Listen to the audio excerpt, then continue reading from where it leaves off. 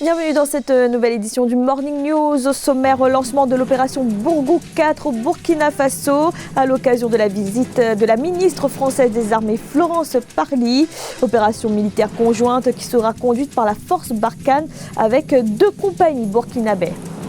Mise en œuvre de l'équilibre régional au Cameroun, la nécessité d'une représentation des différentes composantes ethniques dans l'administration a été réaffirmée lors du dialogue national.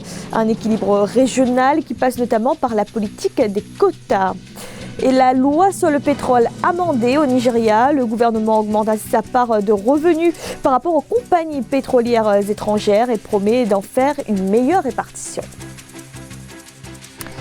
Mais tout d'abord au Rwanda, le président Paul Kagame a procédé ce lundi à un remaniement ministériel.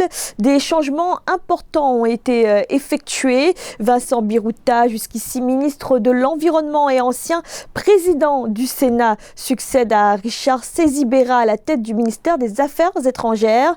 Quant au ministère de la Sécurité intérieure, poste nouvellement créé, il revient au chef d'état-major de l'armée rwandaise, Patrick Nyamvumba. C'est donc un militaire qui dirigera désormais la police nationale. Les attaques terroristes se multiplient au Sahel. Dernière en date, celle qui a coûté la vie au député maire de Djibo, Burkina Faso. Et c'est dans ce contexte tendu que la ministre française des Affaires des Armées, Florence Parly, effectue une visite dans la région. À l'issue d'une rencontre avec le président burkinabé Roch-Marc Christian Kaboré, le lancement de l'opération militaire Bourgou 4 a été annoncé. Ange Nomenio. L'heure est aux grandes manœuvres dans les pays du G5 Sahel. À l'occasion d'une tournée qu'elle effectue dans la zone, la ministre française des Armées Florence Parly a annoncé le lancement d'une opération militaire contre le terrorisme dénommée Opération Bourgou 4. Cette opération va prendre en compte les frontières du Mali, du Niger et du Burkina Faso. Avec le lancement d'une opération qui s'appelle Bourgou 4, qui est conduite par Barkhane, mais avec la contribution éminente de 2 compagnies burkinabées et qui va se dérouler dans les prochains jours dans cette zone des 3 frontières qui est la zone dans laquelle doit porter l'effort. La visite de la ministre des Armées s'inscrit dans un contexte sécuritaire assez fragile. Les violences djihadistes persistent dans le nord du Mali, 6 ans après l'intervention militaire française Serval. Elles se sont propagées vers le centre du pays ainsi qu'au Burkina Faso et au Niger voisin, se mêlant souvent à des conflits intercommunautaires qui ont fait des centaines de morts. Toute nouvelle opération est vraiment salvatrice si elle prend en compte l'évolution de la menace et aussi les nouvelles tendances de la menace. La menace a tendance présentement à se communautariser. Cette nouvelle opération qui a lieu à un point donné, c'est-à-dire au niveau des 3 frontières, elle va laisser, si vous voulez, orphelines les autres régions qui sont l'Est et l'Ouest. Donc ça veut dire qu'il y a de fortes chances que les groupes terroristes se déversent au niveau de ces 2 zones qui n'ont pas été prises en compte. La situation sécuritaire a particulièrement été mouvementée au Mali avec l'attaque d'une base militaire par l'État islamique. L'assaut a fait 49 morts au sein de l'armée malienne. Les autorités du pays ont décrété 3 jours de deuil national à la suite de ce drame. Et justement, après ces attaques meurtrières au Mali, le président Ibrahim Boubacar Keïta a appelé les Maliens à l'unité, l'union sacrée derrière leur armée. Un message à la nation diffusé ce lundi. Le chef de l'État qui a également admis la gravité de la situation et indiqué qu'une réunion avec tous les chefs militaires avait eu lieu afin de changer de stratégie avec une part plus importante donnée à l'offensive. Au Cameroun, l'accès à l'administration respecte un critère essentiel, celui de la représentation des groupes ethniques présents dans le pays. Une représentation permise notamment par la politique des quotas. La mise en œuvre de l'équilibre régional a d'ailleurs été réaffirmée lors du grand dialogue national qui a fait l'objet d'une résolution. Corinne Kamsefehem. Au cours du grand dialogue national qui s'est tenu du 30 septembre au 4 octobre 2019 à Yaoundé au Cameroun, la commission numéro 2 chargée du bilinguisme, de la diversité culturelle et de la cohésion sociale formulait parmi ses recommandations la nécessité d'enraciner la diversité culturelle par une mise en œuvre stricte de l'équilibre régional et un accès équitable aux services publics et au corps des forces de sécurité. Tous les pays appliquent la représentation équitable qui, au Cameroun, a pris la forme de l'équilibre régional. Le vrai reproche que l'on peut faire à ce principe est que notre formule est trop brute, trop visible et plus instrumentalisée par le pouvoir pour entretenir une clientèle assoiffée d'honneur et de richesse et des élites corrompues qui y trouvent le moyen de placer abusivement les leurs. Selon un arrêté ministériel du 4 octobre 1982, le principe de l'équilibre régional dans son souci de protection des minorités prévoit 5% des places pour la région de l'Adamawa, 18% pour l'extrême nord, 7% pour le nord, 15% pour le centre, 4% pour l'est, 4% pour le sud, 13% pour la région de l'ouest, 12% pour le littoral, 12 et 8% pour les régions du nord-ouest et du sud-ouest. Toutes les régions étant déjà relativement scolarisées de la même manière, il faut laisser s'exprimer le principe de la méritocratie. Par contre, de tenir compte d'un certain nombre de régions peut-être qui ont encore des retards à accuser et à ce moment-là, on aurait cette discrimination positive à l'égard de ces régions-là. La politique des quotas ou équilibre régional n'a pas pour fonction d'assurer seulement la simple présence symbolique d'un groupe ethnique sur la scène publique, mais elle garantit avant tout sa capacité effective à prendre part à des décisions qui engagent ses intérêts et ceux des autres groupes. Elle s'étend également dans les sphères décisionnelles que sont l'exécutif, le législatif et même le judiciaire. Le Nigeria s'octroie un meilleur partage des revenus pétroliers. La présidence a annoncé ce lundi avoir amendé la loi sur le pétrole, un amendement qui doit permettre à l'État d'obtenir une part équitable et juste des revenus des ressources naturelles, des revenus qui ont longtemps été plus profitables aux compagnies pétrolières étrangères. Amenedi.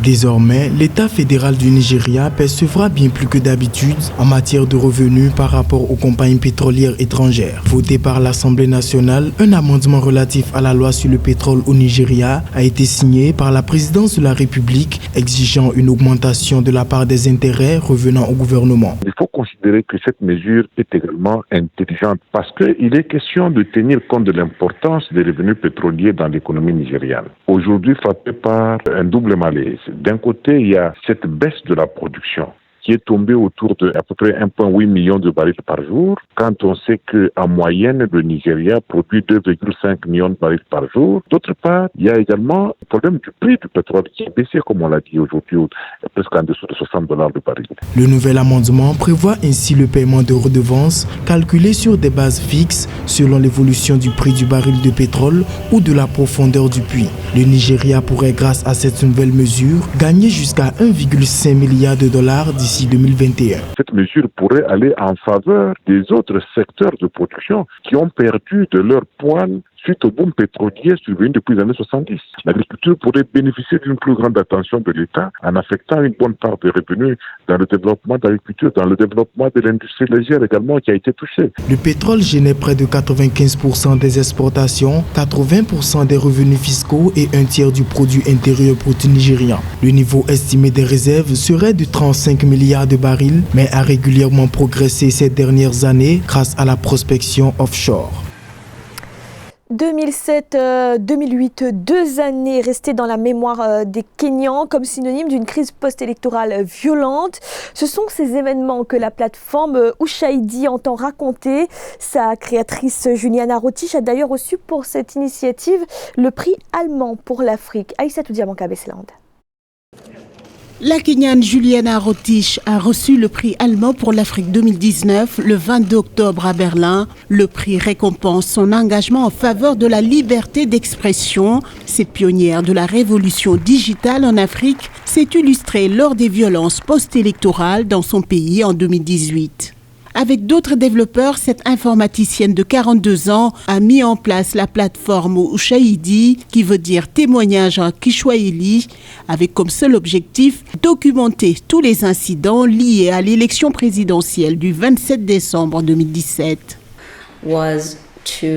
L'idée derrière Ushahidi, lorsque nous avons commencé il y a plus de 10 ans, était de fournir une chaîne, voire un moyen pour les gens de faire des reportages et de dire ce qu'ils voient, où ils se trouvent. Le mot Ushahidi signifie témoin ou à témoin nu. La chancelière Angela Merkel, qui lui a remis le prix, voit Juliana Rotich comme une source d'inspiration dont les réalisations vont bien au-delà des frontières de son pays. Ce prix est une consécration pour la Kenyane qui était sélectionnée sur une liste de 18 nominés. Cela signifie beaucoup pour moi car les gens avec lesquels je travaille sont des jeunes qui veulent faire la différence grâce à la technologie et j'espère que ce prix honore leurs rêves et leurs espoirs pour l'Afrique de continuer à progresser et d'avoir un impact grâce à leurs compétences, notamment celles en technologie, leur capacité de créer des plateformes, mais plus encore leur capacité de résoudre les problèmes qu'ils voient autour d'eux.